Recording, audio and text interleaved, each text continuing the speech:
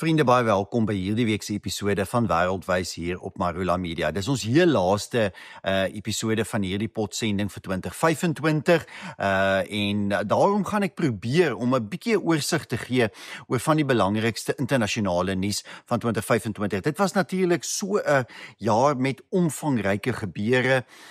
Verkiesingsreg oor die wêreld, groot geopolitiese veranderinge, heelwat konflik, selfs oorloë, belangrike berade, ja, soveel dinge wat gebeur het dat 'n mens nie regtig in 'n halfuur episode noodwendig alles kan vertel wat in die wêreld gebeur het. Ek gaan wel probeer om enkele kwessies uit te lig en ek gaan dit probeer doen volgens kontinent, bietjie dit neem van een kontinent na die volgende en ek dink ons gaan begin deur te praat oor Noord-Amerika. Natuurlik kan ons nie anders nie, want as ons vra wat is die grootste internasionale nuusstorie van 2025, is dit bloot die Trump-administrasie. Donald Trump se inhuldiging in Januarie 2025 vir 'n tweede termyn as Amerikaanse president en alles wat die Trump-administrasie in die afgelope 11 maande gedoen het. Dit is die mees omvangryke gebeurtenis van 2025, ook die gebeurtenis wat die meeste invloed op internasionale nuus, internasionale gebeure, internasionale kwessies, of dit nou ekonomies, polities, militêr of van watter aard ook al is. So, om te begin in Noord-Amerika, ja, Donald Trump is ingehuldig in Januarie 2025 en hy het onmiddellik weggespring met 'n totale transformasie van die Amerikaanse federale regering.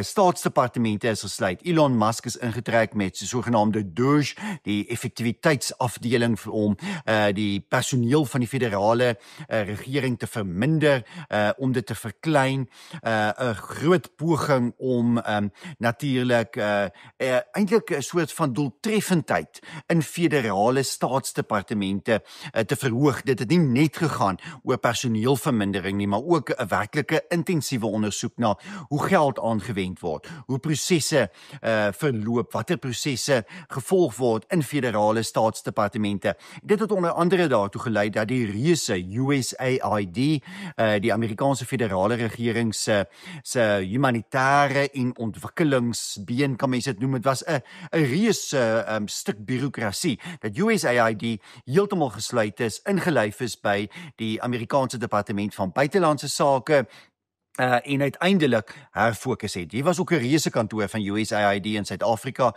in Pretoria, baie miljoene Amerikaanse belastingbetalers geld wat elke jaar hier uitbetaal is aan alles van sogenaamde gender studies by Suid-Afrikaanse universiteite tot 'n groot hoeveelheid geld vir linkse media in Suid-Afrika en allerhande projekte van sogenaamde nie-regeringsorganisasies wat demokrasie bevorder. Ons weet eintlik wat met daardie geld gebeur het. So dit het nie net in Amerika gevolge gehad nie, maar ook internasionaal. Maar ja, die hele gedagte dat die diepstaat wat bestaan, 'n sterk gevestigde soort van bureaukrasie in Washington DC, dat dit herbedink moes word. Dit was die kern van die Trump-administrasie in 2025. Daarmee saam natuurlik die, sou ek sê, grootste enkele prestasie van Donald Trump en sy regering in 2025 was om onwettige immigrasie onder beheer te kry. Verlede jaar nog onder Joe Biden, letterlik honderde duisende mense wat Amerika ingestroom het, duisende mense elke liewe dag wat net oor die grens gestap het van Mexico af in die VSA, en die gevolg daarvan was natuurlik dat die totale getal onwettige immigrante en asielsoekers miljoene was, sodat niemand in Amerika eintlik kon sê presies hoeveel onwettige immigrante daar was nie. Die owerhede kon dit lankal nie meer hanteer nie. Sou mense op die grens voorgekeer word, moes hulle eenvoudig maar net 'n papiertjie invul en is hulle toegelaat om die VSA in te gaan en sou hulle uiteindelik voor 'n immigrasiehof moes verskyn met 'n waglys wat op 'n stadium verlede jaar 10 jaar lank was. Nou Trump het 'n einde gebring daaraan. As jy vandag na die grens gaan, ek was onlangs daar in Texas, is daar byna niemand wat meer probeer om die grens onwettig oor te steek nie. Die enkelinge, sommige weke minder as 10 mense wat dit wel probeer weer doen word voorgekeer en onmiddellik na hulle lande van herkoms teruggestuur. So, die hele asielbedryf het eintlik omtrent tot 'n einde gekom, maar daarmee saam het Trump en die Trump-administrasie natuurlik begin met 'n reuse deportasie program. En dit het twee bene. Die een is natuurlik die sogenaamde ICE, dit is 'n afdeling van die Departement van Binnelandse Veiligheid met Kristi Noem, die voormalige gouverneur van South Dakota, wat daar die minister is en wat ek dink ook 'n baie goeie werk doen. Dis 'n reuse regeringsdepartement wat in die Bush-jare, George Bush-jare opgerig is met 'n klomp federale agentskappe wat bymekaar gevoeg is. Maar ja, hierdie afdeling val binne hierdie departement en hulle werk is om onwettige immigrante te vind. Hulle het primêr die eerste maande gefokus op mense met 'n misdaadrekord, of dit dan nou 'n misdaadrekord in Amerika is of in hulle lande van herkoms, en daarmee is baie mense teruggestuur na lande soos Ecuador, Honduras, Venezuela, maar ook talle Afrika lande, ook talle Midde-Oosterse lande. Uiteindelik het hulle ook hulle werksbestek heel wat uitgebrei en het hulle algemeen begin om in stedelike gebiede. Chicago, 'n goeie voorbeeld selfs voor Chicago was nog Los Angeles, dit het natuurlik al twee van daardie stede 'n groot oproer veroorsaak met die demokrate wat baie ongelukkig was daaromtrent. Ons het gesien hoe die demokrate hulle self vir jaar bewys het as pro-oop grense, pro-onwettige immigrasie, en dit het die burgemeesters van Los Angeles en Chicago ook bewys met hulle teenstand teen die werk van die ICE agente om uiteindelik dan nou mense te vind wat onwettig in Amerika is en hulle te deporteer. 600 tot 700,000 mense is reeds gedeporteer. Die Trump-administrasie wat onlangs 'n klomp vliegtuie aangekoop het om mense die hele tyd te deporteer. Sommige gevalle word mense ook gedeporteer na ander lande as die lande van hulle herkoms, sou hulle lande van herkoms hulle nie onmiddellik wil terugneem nie. Daar is ooreenkomste gesluit met lande in Afrika, soos ons eie buurland Eswatini. Dan was daar 'n baie interessante proses en dit is vrywillige selfdeportasie. Nou daar is 'n toepassing, 'n slimfoon toepassing geskep en as jy op lughawens in Amerika rondreis, dan sien jy oral video's met die minister Kristi Noem wat ook vertel van hierdie toepassing en jy kan dan die toepassing aflaai op jou foon as jy 'n onwettige immigrant in Amerika is en jy kan dan te registreer om te selfdeporteer. En meer as 2 miljoen onwettige immigrante het vir jaar Amerika verlaat uit selfdeportasie.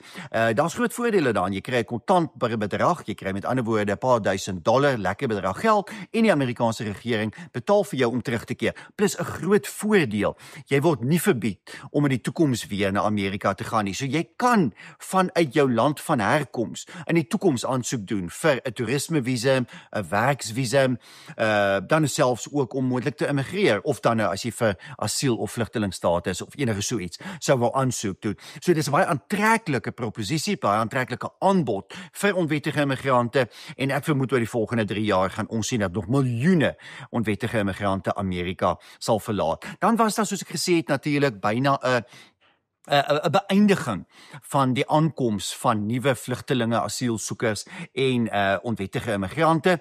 Daarmee saam ook 'n skerp afname in wettige immigrasie na Amerika. So mense wat maar altyd na Amerika immigreer het, iets wat die afgelope paar jaar in elk geval voorgekom. So die interessante is, die finale syfers natuurlik nog nie bekend nie, maar alle verwagtinge is dat Amerika se bevolking vanjaar vir die eerste keer in dekades sou daal. Dat daar 'n daling in die Amerikaanse bevolking sou wees. Dit skep heel wat geleenthede vir Amerikaners in terme van werksgeleenthede vir Amerikaanse kontrakteurs. Dit mag natuurlik lei tot arbeidstekorte. Dit is hoekom ons sien dat daar wel sekere visumskemas is wat uitgebrei word. Ons weet hoeveel jong Suid-Afrikaanse boer byvoorbeeld in Amerika, en dit gaan waarskynlik heel wat meer uitgebrei word, nie net vir Suid-Afrika nie, maar ook vir ander lande, daar die tydelike skemas waar jy 'n werksvisum tydelik kan kry. Maar ja, die Amerikaanse federale regering se fokus was dis baie sterk op bring 'n einde aan onwettige migrasie en pas massadeportasies toe. Verder het die Trump-administrasie natuurlik wat binnelandse politiek aanbetref 'n reuse klomp veranderinge aangepak. Slegs 2 geslagte word erken. Die hele woke ideologie is uit die Amerikaanse regering gedryf. Daar was ernstige onderhandelinge met universiteite waar ons natuurlik heelwat antisemitisme in die verlede gesien het. Die Trump-administrasie wat regtig waar toegeslaan het op die soort van federale regeringsbefondsing van woke en linkse soort van organisasies en bedrywe. So dit was baie interessant. Ek dink hier na die einde van die jaar toe het ons nou al hoe meer 'n sterk fokus op ekonomie gesien. En dit is noodsaaklik. Peilings wys dat Trump se goedkeuring in terme van sy hantering van die Amerikaanse ekonomie skerp afneem. Amerikaners is tevrede met hoe hy die hele kwessie rondom die grens en onwettige immigrasie hanteer het, maar Amerikaners wil 'n beter ekonomie sien. Wat behels 'n beter ekonomie? Ek dink dit gaan veral oor lewenskoste. Lewenskoste in Amerika wat die afgelope paar jaar skerp toegeneem het, veral in die Biden jare, maar Amerikaners voel dit aan hulle sak en hulle het gehoop Trump sou meer dinge doen om inflasie nog verder af te bring as die huidige vlak van net minder as 3%, wat vir Amerika eintlik steeds 'n bietjie hoog is, al was dit in die Biden jare soms 9%. Die gemiddelde Amerikaner voel dat sy lewenskoste steeds te hoog is in vergelyking met sy inkomste. Die vraag is of Trump oor die volgende maande daarin sal slaag om werklik waar suksesvol iets hier aan te doen, aan die hele vraagstuk oor lewenskoste. Ek dink dit bly die belangrikste kwessie tans vir die Trump-administrasie en aanloop tot volgende jaar se middeltermyn verkiesing.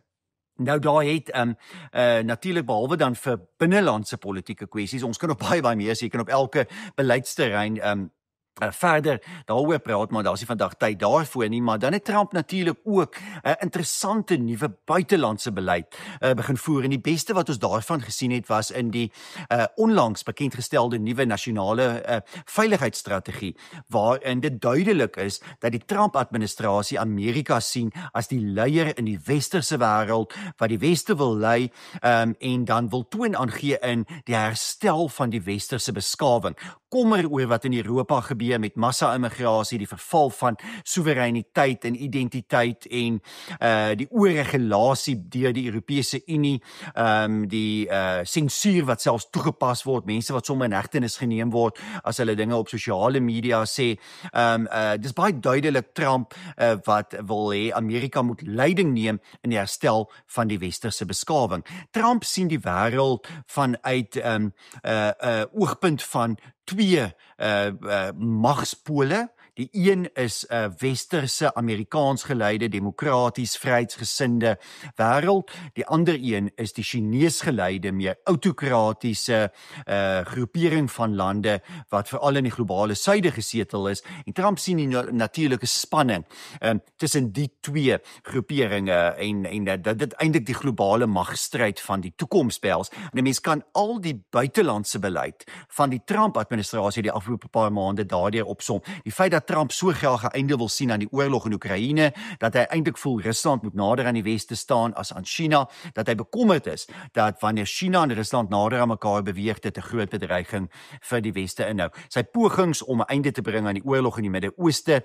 en Amerika eintlik stelselmatig uit die Midde-Ooste te begin onttrek, daardeur maak dit ook sin. Sy pogings om natuurlik ook Amerika se invloed in Suid-Amerika uit te brei, want Trump sien Suid-Amerika as deel van die breër westerse dampkring. So dis 'n interessante buitelandse beleid. Dis 'n wegstap van die soort van neoliberale, globalistiese beleid van die afgelope 2-3 dekades wat deur die Amerikaanse regering deurgevoer is, die steun vir soort van supranasionale organisasies, die Verenigde Nasies, al die geld en die magte wat aan hulle gegee is, en eintlik die ondermyning van nasionale soewereiniteit. So die hele Trump-administrasie se buitelandse beleid die afgelope afgelope paar maande kan daardie opgesom word. Ek kan baie meer daaroor sê, maar ek sal as ek op by ander kontinente kom, wel iets meer tog sê oor Trump se invloed in daardie kontinente. En dan net die laaste punt oor Trump en as ek rondom Noord-Amerika praat, dan spesifiek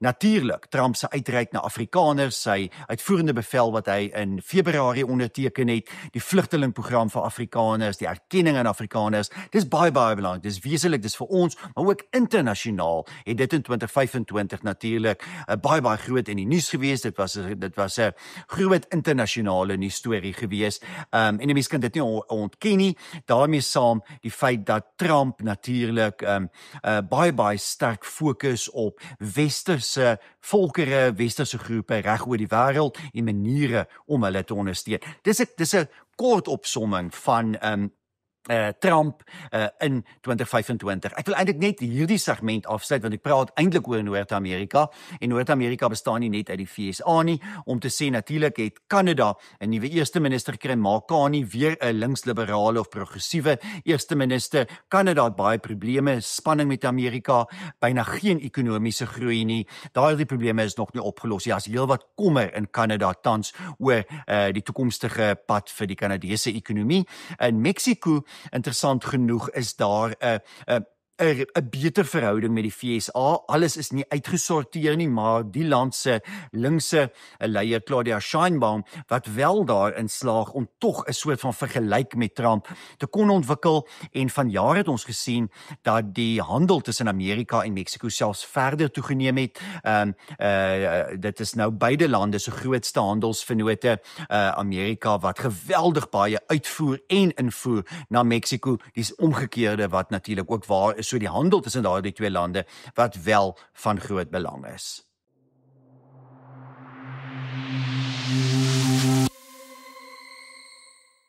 Dan kom ons by Suid-Amerika. Nou oor Suid-Amerika wil ek nie noodwendig so baie sê soos in die eerste segment oor die VSA nie, behalwe om te sê dat ons moet fokus op Venezuela. Dit wat die afgelope tyd daar gebeur, ons het in die afgelope paar dae gesien dat die Amerikaanse weermag onder andere olietankskip beheer van geneem het, dat hulle natuurlik voortdurend aanvalle uitvoer op bote wat dwelmmiddels vervoer van Venezuela, en dat daar groot druk vanuit Amerika op die regering van president Nicolás Maduro is. So die Trump-administrasie wat duidelik sy invloed in Suid-Amerika wesenlik uitbrei, die Trump-administrasie wat ook in 'n groot mate na bondgenote in Suid-Amerika, veral sou ek sê in aanloop van na verkiesings. Daar is volgende jaar baie belangrike verkiesings wat in onder andere Brasilië en Peru plaasvind. Ons het vanjaar verkiesings gesien in Chili en Argentinië, waarby natuurlik Amerika ook baie betrokke was, en die Amerikaners wat graag wil sien dat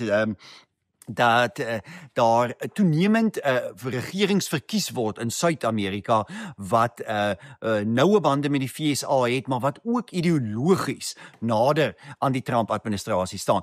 Javier Milei se regering in Argentinië is so ene. Dit lyk of daar in Brasilië in Chili binne die volgende paar dae ook 'n baie konservatiewe president verkies gaan word. Ons het dit reeds in enkele lande gesien waar daar verskuiwing na regs was in Suid-Amerika. En dan is die verwagting dat lande soos Brasilië, Peru en enkele andere ook 'n redelike sterk verskuiwing na regs sal sien. In Bolivia was daar ook vanjaar 'n verkiesing waarin 'n heelwat meer regse leier verkies is. So die algemene gevoel is Suid-Amerika is besig om na regs te verskuif.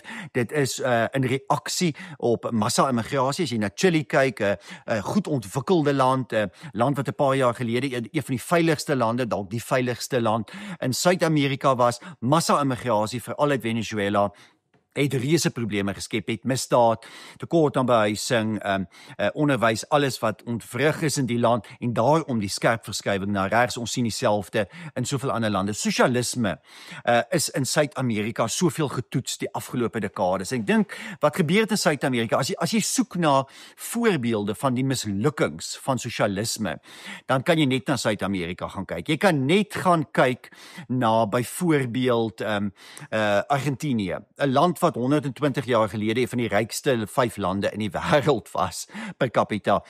Kyk waar staan dit vandag, 'n mislukking van sosialisme. Dit het misluk in Chili die afgelope 4 jaar. Totale mislukking van sosialisme gewees. Reuse regering, skuld en probleme nou in Chili, daarom die verskywing na regs. So, hou dit dop oor die volgende paar maande. My vermoede is dat die verskywing na regs in Suid-Amerika gaan toeneem.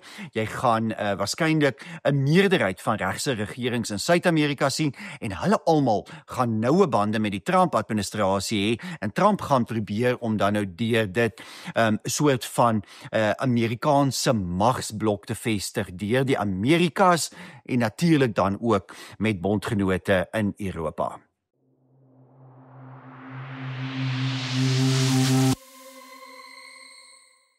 Volgende gesels ons oor Europa. En natuurlik is soveel dinge wat vanjaar in Europa gebeur het, natuurlik ook gekoppel aan die transatlantiese verhouding. Die verhouding tussen die VSA en byvoorbeeld die Europese Unie, maar ook NAVO. Trump se druk op NAVO-lande om meer geld te spandeer op verdediging. Mens kan nie anders as om te praat oor die verstommende besluite in Europese lande om te herbewapen nie, die hermilitarisering van Europa. Duitsland wat skielik honderde miljarde euros aan verdediging spandeer, eintlik amper elke Europese land. En natuurlik die sekretaris-generaal van NAVO, Mark Rutte, wat op verrassende wyse daarin geslaag het om aan Trump se eise te voldoen en Europese lande te oortuig om hulle spandering op verdediging van 2% van BBP tot 5% te verhoog. Nou daai 5% is verdeel tussen 3,5% suiwer militêr en 1,5% op infrastruktuur wat dan nou militêre projekte ondersteun. Maar ja, Europa is besig om te hermilitariseer.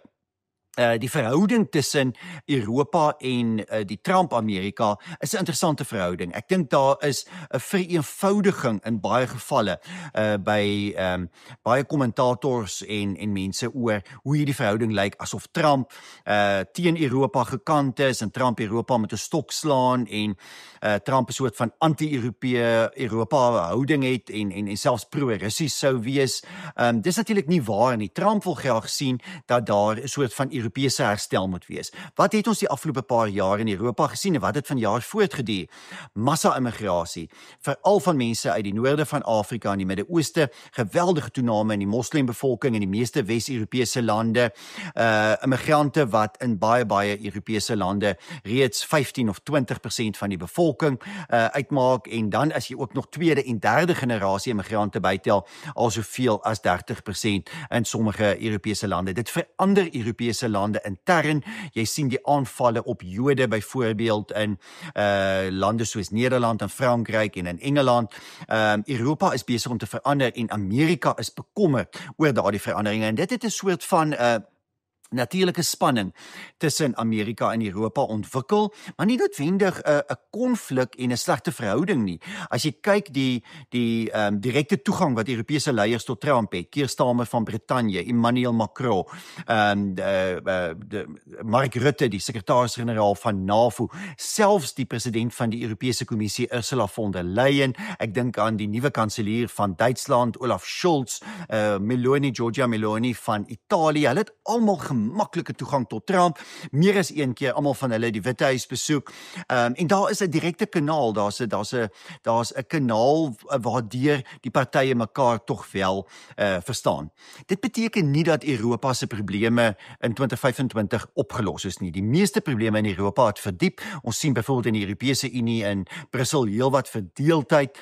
Daar is natuurlik 'n verskywing na regs, ook in Europese verkiesings, maar ons het in Europese verkiesings ook in lidlande vanjaar steeds die voortgesette verskywing na regs gesien. Ek dink aan die onlangse verkiesing in Tsjechië wat nou seker een van sy mees regse regerings in die geskiedenis sal hê, die nuwe eerste minister wat enkele dae gelede daar ingehuldig is, 3 regse partye wat in 'n koalisie saamgaan, die sentrumregse stroming wat heeltemal uitgeskakel is, so Tsjechië baie regse regering. In Duitsland het ons ook 'n verskywing na regs gesien en ons sien eintlik die laaste paar maande dat die regse alternatief vir Duitsland byna in alle peilings voorloop. Nou, As die peilings dophou in Europa, behoort daar eintlik oor die volgende paar jaar in die meeste Europese lande regse regerings verkies te word. Ek dink byvoorbeeld aan Oostenryk wat tans eintlik 'n soort linkse sentrum-linkse koalisieregering het. Daar loop die Regse Vryheidsparty voor met 38% in die peilings. Dis die beste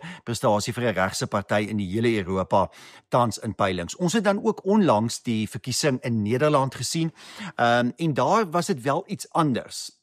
Regse partye wat aan die een hand gestraf is, omdat hulle met 'n 2 jaar lange koalisieregering misluk het, maar verkeerdelik dink ek sien mense dit as 'n verskywing na links. Daar was nie regtig meer kiesers wat vir linkse partye gestem het nie. Daar was 'n konsolidasie van linkse stemme in die progressiewe D66 party, en dan was daar 'n verdere versplintering van regse stemme. So jy het aan die regterkant die Party vir die Vryheid, Forum vir Demokrasie, Ja21, Boer-Burgerbeweging, Staatkundige Gereformeerde Party, en tot 'n mate dan ook die Christen-Demokratiese Appel, selfs 'n deel van die VVD, waarvoor regse kiesers gestem het. So regse kiesers het vir 'n hele spektrum van partye gestem.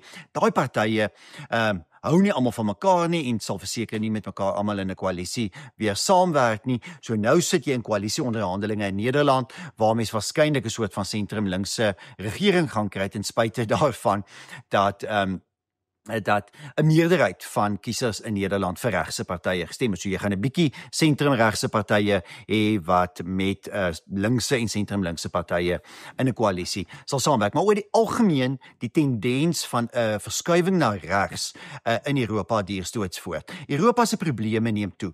Byna elke Europese land se staatsskuld neem toe. Frankryk het vir jaar weer voortgestrompel van die een finansiële krisis na die ander. Eerste ministers wat bedank, mosies van wantroue in eerste ministers, 'n reuse fiskale krisis in Frankryk. Ek kan eintlik nie sien hoe hulle dit gaan oplos nie, as hulle nie die aftreeouderdom verhoog nie, as hulle nie die immigrasieprobleem oplos nie, as hulle nie hulle bevolkingsaanwas verhoog nie. Dit is miskien dalk juis een van Europa se groot kwessies, se groot stories, is die demografiese veranderinge in Europa, die eintlik demografiese krisis wat ons tans in Europa sien afspeel. Die geweldige lae bevolkingsaanwas, die massa-immigrasie, die verouderende bevolking, waar jy sien dat sommige Europese lande binne die volgende 20 jaar met 'n 50% van hulle bevolking gaan sit wat afgetree is. Dit alles is onvolhoubaar. Europa, die ou kontinent, die moederkontinent, is ook besig om te stagneer, te verouder, nie voor te bly in terme van die nuutste ekonomiese ontwikkelinge nie. Dis hoekom ons ekonomiese stagnasie van jaar in soveel Europese lande gesien het. As jy kyk na iets soos die kunsmatige intelligensie wat geweldig toeneem, dit is eintlik een van die groot nuusstories van 2025, is die enorme internasionale investering in kunsmatige intelligensie. Dan sien jy ook dat Amerika daar die voorloper is, dat China 'n groot rolspeler is, maar dat Europa ver agter is, eenvoudig nie kan bybly nie. So, interessant waar jy in Europa in die toekoms sal gaan. Ek wil nie sê dat die verhouding tussen Europa en Amerika noodwendig sleg gaan wees nie. Ons het ook gesien met Trump se hele handelsoorlog, waaroor ek nie eers in die eerste segment gepraat het nie, dat daar redelike goeie handelsooreenkomste tussen die Europese Unie en Amerika gesluit is. So dit gaan 'n soort van gee en neem transaksionele verhouding oor die volgende 3 jaar tussen Trump en Europa wees. Die groot vraag oor Europa, en daarmee wil ek eintlik die Europese segment afsluit, is natuurlik die oorlog in Oekraïne. 'n Reuse oorlog op Europese grondgebied. Nou, Trump probeer nou al vir maande om 'n einde aan hierdie oorlog te bring. Hy het selfs vanjaar vir Vladimir Putin genooi na Amerikaanse grondgebied, Alaska, waar hulle ontmoet het. Dit het geen vrugte afgewerp nie. Die afgelope paar weke is daar nou 'n plan op die tafel, 'n voorstel vir 'n vredesooreenkoms. Dit sal wel beteken dat Oekraïne 'n groot deel van die Donbas en die Krimskiereiland aan Rusland sal moet afstaan. Europa wat bietjie teestribbel, Europese leiers wat ook vroeër hierdie week met Trump daaroor telefonies vergader het.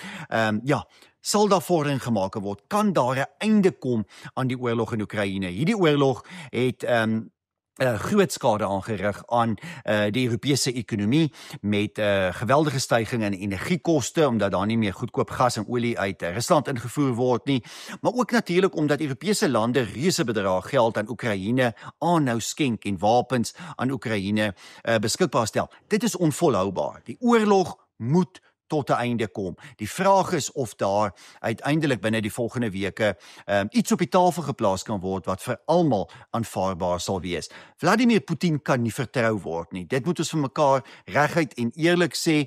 Vladimir Putin is nie 'n betroubare party om mee te onderhandel nie. Ek dink Donald Trump besef dit ook na sy ontmoeting met hom in Alaska, ook na die hantering van Steve Witkoff en Jared Kushner met hulle besoek aan Moskou onlangs. Maar uiteindelik moet daar 'n einde kom aan die oorlog. Dit gaan vra vir heel wat wysheid en of daar wel 'n soort van konsensus kan ontstaan tussen Trump en Europa. Sal ons ook moet sien die Europeërs wat natuurlik nie wil hê dat Oekraïne soveel toegewings moet maak nie. Uiteindelik is daar wel 'n duur prys daarvoor te betaal.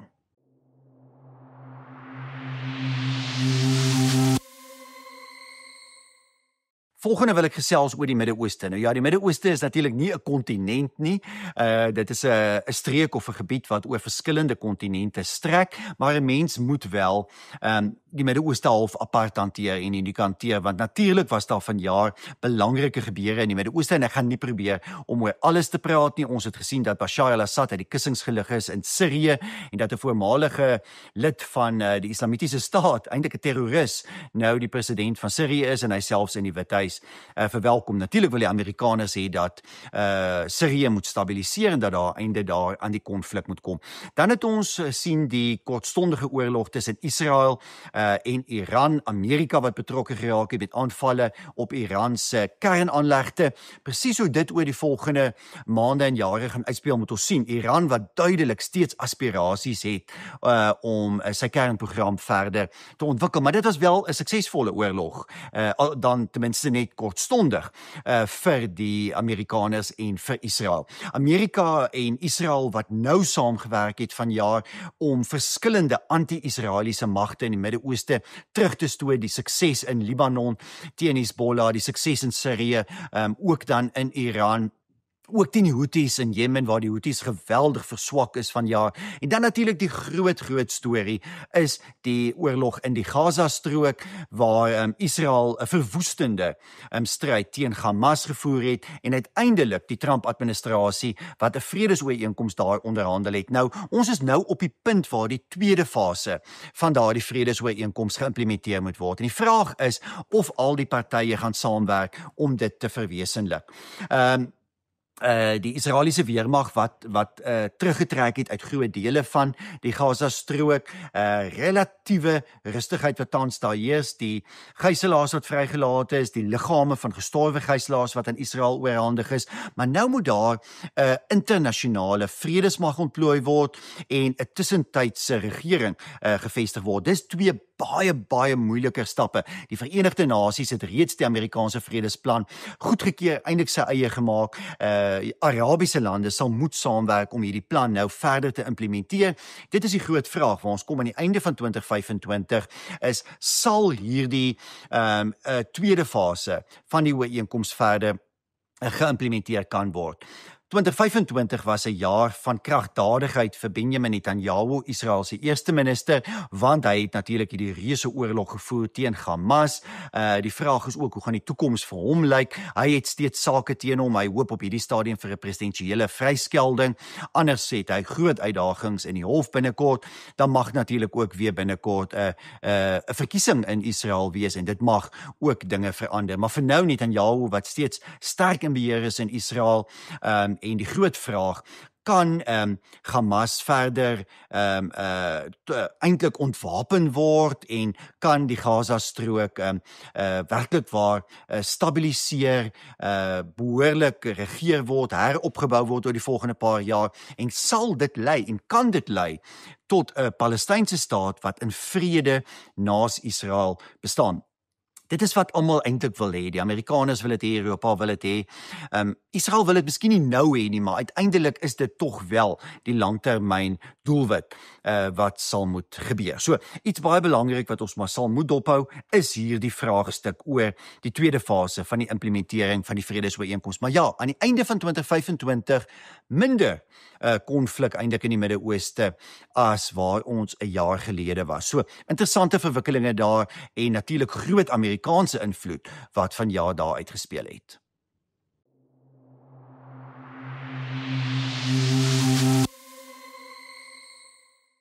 Die volgende kontinent waarop ek wil fokus is ons eie tuiskontinent van Afrika. Nou Afrika was maar oor die afgelope dekades, mense ook dalk selfs kon sê eeue, altyd 'n onstabiele kontinent. 'n Kontinent gekenmerk deur oorloë, burgeroorloë, staatsgrepe, militêre staatsgrepe, interne konflik en spanning. 2025 was niks anders gewees nie. Die oorlog in Sudan wat verder verdiep het, wat weer eens soos 20 jaar gelede etniese element begin ontwikkel het in Darfur, wat ons sekerlik nou kan verwys nou as 'n tweede volksmoord binne 20 jaar, of net meer as 20 jaar in Darfur. Ons weet nie hoeveel mense reeds in hierdie oorlog in Sudan dood is nie, maar dit mag selfs soveel as 200,000 mense wees. En is eintlik 'n internasionale skande dat hierdie oorlog steeds voortduur, dat 'n groep soos die Rapid Support Forces, wat 'n islamitiese militante groep is, steeds deur die Verenigde Arabiese Emirate ondersteun word, terwyl Sudan se weermag geen tekort het aan wapens wat hy van lande soos Egipte ontvang nie. Nou daar's 'n klomp internasionale rolspelers in Sudan betrokke, want Sudan is natuurlik mineraalryk, die Emirate wat goud kry van die Rapid Support Forces in ruil vir wapens. Uiteindelik die gewone mense in Sudan wat die prys hiervoor betaal. Dis nie die enigste land in Afrika waar daar oorlog en konflik is nie. Ons het gesien die konflik in die ooste van die DRK wat steeds voortduur ten spyte van 'n vredesooreenkoms wat verlede week in die Withuis onderteken is tussen Rwanda en die DRK. Daar is steeds heelwat konflik in soveel ander Afrika lande, soveel lande wat totaal gedestabiliseer is, en dan natuurlik terreurgroepe soos die Islamitiese Staat en Al-Qaeda wat 'n al hoe sterker posisie inneem in die Sahelstreek, veral in Mali, Burkina Faso, Niger, selfs sover oos as Chad, sien ons dat hierdie groepe geweldig uitbrei. Hulle het 10,000 jong mense, jong mans wat opgelei is, eintlik as terroriste, om hierdie terreur te gaan uitvoer, nie net in hierdie lande nie, maar ook in die res van Afrika. In 'n land soos Mali bestaan die risiko nou dat hierdie islamitiese terreurgroepe beheer oor die hele land kan neem, maar ons sien reeds dat terreur uitgevoer word al hoe verder suid, in Wes-Afrika, in Sentraal-Afrika, deur Uganda tot in die DRK, deur Tansanië en Malawi tot in die noorde van Mosambiek, waar ons selfs ernstige terreuraanvalle op Christene in die Cabo Delgado streek vroeër vanjaar gesien het. Een van die groot stories natuurlik wat baie in die nuus was die afgelope tyd, was die onderdrukking van Christene in Nigerië. Dit duur steeds voort. Presies hoeveel duisende Christene dood is al in die konflik in Nigerië is onbekend, maar ons weet dat die Trump-administrasie en spesifiek die Amerikaanse senator Ted Cruz van Texas baie sterk klem hierop geplaas het. Maar Christenvervolging in Afrika is 'n reuse probleem. Dit neem toe, nie net in Nigerië nie, maar ook in talle lande. Sekerlik, as ek vinnig moet tel, minstens 10 tot 15 lande in Afrika waar daar tans ernstige Christenvervolging plaasvind. So, Afrika se probleme neem toe. Ons het staatsgrepe vanjaar gesien. Ons het onlangs 'n mislukte poging tot 'n staatsgreep in Benin gesien.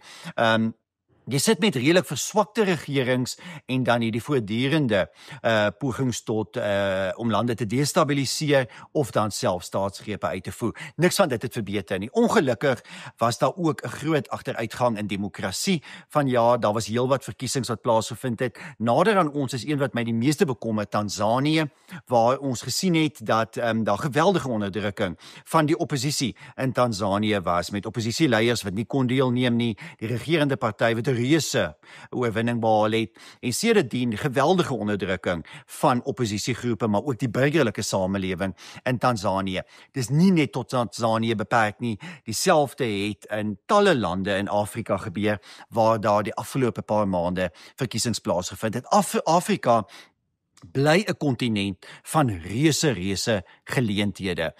Dis 'n kontinent met 'n snel groeiende bevolking, ryk aan minerale, goeie grond, baie water, eintlik alles wat jy in 'n sin nodig het om uiteindelik groot ekonomiese geleenthede in die toekoms te skep. Wat het Afrika nie? Goeie regerings, goeie kultuur, die soort van waardes wat nodig is in samelewings, van eerlikheid en om uiteindelik daardie soort van stabiliteit te skep. Natuurlik probleme met onderwys, misdaad, blablabla, ons kan alles oor aangaan. Afrika wat aan die einde van 2025 sonder twyfel in 'n slegter posisie is as aan die einde van verlede jaar.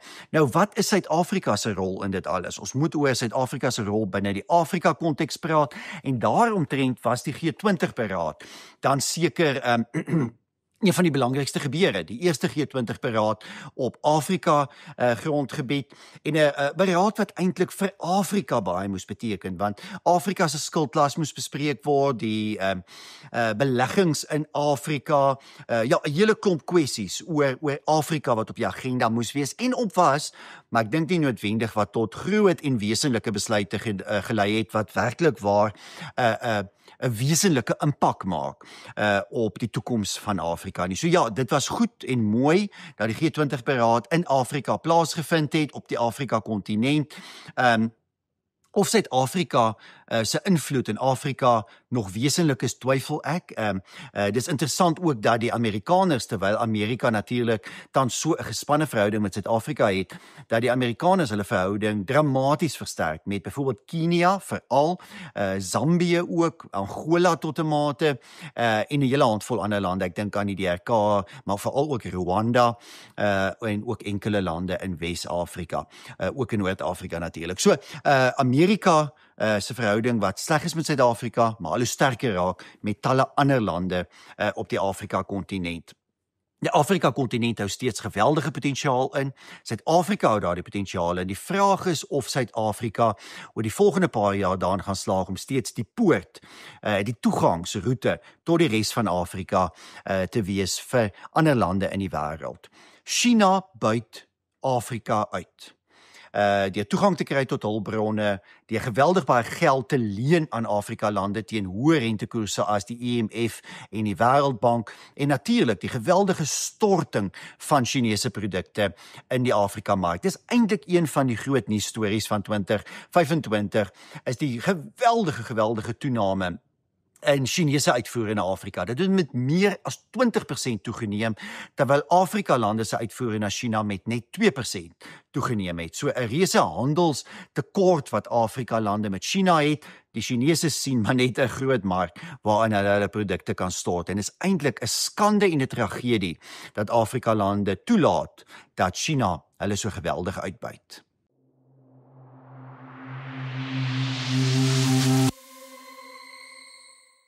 Dit bring ons by die laaste kontinent wat ek graag wil bespreek in hierdie week se program en dit is Asië. Die belangrikste verkiesing van jaar in Asië was die verkiesing in Japan. Belangrike verkiesing omdat Japan 'n nuwe eerste minister gekry het, Sanae Takaichi, wat sekerlik beskou kan word as een van die mees konservatiewe of regse Japaneese leiers in baie dekades, selfgeldende trotse Japaneese leier wat weer sterk glo in die Japaneese kultuur en identiteit, die behoud daarvan, baie meer soort van Japan wat homself as 'n wêreldmag herposisioneer, dit herbevestig ook militêr natuurlik na die geweldige verkleining van die Japaneese weermag aan die einde, die laaste deel, die helfte van die vorige eeu. En ook baie meer selfgeldend is in die verhouding met China.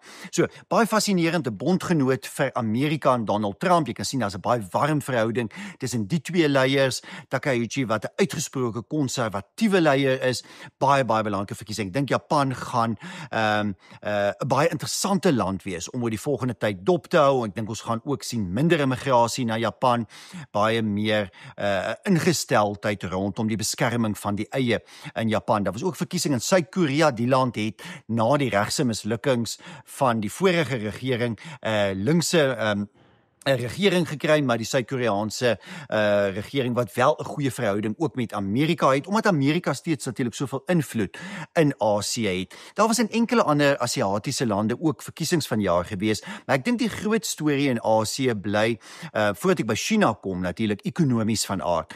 Die feit dat Asië werklik waar die ekonomiese krag van die wêreld is. Amerika by verre steeds die grootste ekonomie in die wêreld, maar as jy kyk na al die reuse opkomende ekonomieë, Indië, Indonesië, Vietnam, dan praat ek nie van die wat reeds groot is, so China, Japan, Suid-Korea nie, maar hierdie reuse opkomende lande, dan is Asië 'n fascinerende kontinent, 'n kontinent wat 'n mens moet dophou, 'n kontinent waar mens moet weet die geleenthede gaan wees, byvoorbeeld vir Suid-Afrikaanse uitvoere in die toekoms, vir beleggings, fascinerende kontinent. Kontinent wat ook 'n morsige politiek het, min sterk demokrasie, jy sien 'n Japan en 'n Suid-Korea, Indië wat sterk demokratiese instellings en verkiesings het, maar dan natuurlik China wat die groot autokratiese reus in Asië is. In 2025 het ons natuurlik gesien die stryd tussen Amerika en China, dis gekenmerk deur president Donald Trump se tariewe, wat hy natuurlik teen byna elke land in die wêreld ingevoer het. Ons sal nog moet sien wat die gevolge daarvan vir Amerika gaan wees. Ek het nie in die eerste segment daarna verwys nie, omdat ons so baie oor die tariewe vanjaar gepraat het, maar ons sien ook die handelsoorlog tussen Amerika en China uitspeel, en dis nog nie verby nie. Daar is 'n handelsooreenkoms tussen die twee lande, maar ek dink hierdie handelsoorlog sal nog verder voortduur. Handel tussen Amerika en China wat wel heelwat afgeneem het vanjaar. So Amerika of China moes ander markte vir sy produkte vind. Amerikaanse bedrywe, veral ook die landboubedryf wat gesukkel het met hulle uitvoere. Ons sal sien hoe hierdie handelsverhouding oor die volgende jaar of twee gaan uitspeel, maar die twee pole, Amerikaans geleide en Chinees geleide pole, is steeds baie duidelik onderskeibaar hier aan die einde van verjaar. En ons sal dit moet dophou oor die volgende jaar of twee en hoe hierdie verhouding gaan uitspeel. Volgende jaar is die G20 beraad in Miami in Florida. Xi Jinping sal dit waarskynlik bywoon. Hoe sal daai verhouding wees? Wat is byvoorbeeld Indië se ingesteldheid? Daar's 'n ou spanning tussen Indië en China, maar tog dryf hulle al hoe meer handel met mekaar. Dan is daar natuurlik ook Rusland wat in 'n groot mate in Asië lê. Se verhouding met China en Indië, die verhouding tussen China en Rusland wat tans sterk is, juis weens die anti-westerse sentiment. Gaan dit volhou? As daar einde kom aan die oorlog in Oekraïne, waar gaan Rusland staan? Steeds by China of dalk weer tot 'n mate 'n beter verhouding met Amerika? Sal daar 'n herskikking hiervan wees? In 2025 het ons egter gesien 'n versterking in hierdie bande tussen China en Rusland, en dit moet almal van ons baie bekommerd maak. Dit is twee lande wat saam 'n bron van onstabiliteit in die wêreld is. Dit is twee lande wat in die Afrika-kontinent byvoorbeeld by direkte uitbuiting betrokke is. Dit is lande wat linkse en sosialistiese bewegings ondersteun, soos die ANC in Suid-Afrika, en ons moet baie bekommerd wees, soos wat Chinese invloed veral in Afrika toeneem. Dit is die ideologiese denke van Xi Jinping. Ek dink dit is baie belangrik om te besef dat sedert Xi Jinping, dis nou al hoe lank, ek dink 13, 14 jaar terug, wanneer was dit president geword het, hy is nou al redelik lank president van China. Sedert hy president geword het, was daar tog 'n verskuiwing. Vir 'n hele tyd het ons gesien dat Chinese internasionale beleid gedryf is, hoofsaaklik deur ekonomie. Toegang tot markte vir Chinese produkte. Dit het tog verander. Onder Xi Jinping is daar 'n ideologiese dryf ook, die ondersteuning van autoritaire lande, autoritaire groepe en regerings, Chinese invloed, Chinese beheer oor infrastruktuur op ander kontinente in die Midde-Ooste en in Afrika. Xi Jinping is 'n ideoloog.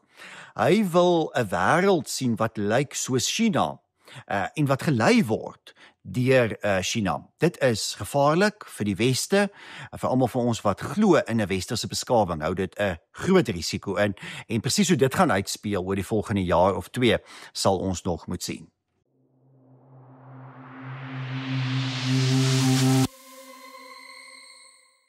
Dit bring ons aan die einde van hierdie week se laaste episode van Wêreldwys. Daar's baie ander stories waaroor ons nou nie eers vandag gesels nie wat groot nuus was. Natuurlik die Trump handelsoorlog, die vraag of die federale Hooggeregshof in Washington uiteindelik gaan sê dat hierdie handelstariewe wat Trump ingestel het wettig of onwettig is. Dit kan vir die hele wêreld en hierdie internasionale handelsstryd gevolge inhou. Daar's natuurlik die sluipmoord op Charlie Kirk 3 maande gelede in die Amerikaanse deelstaat Utah gewees.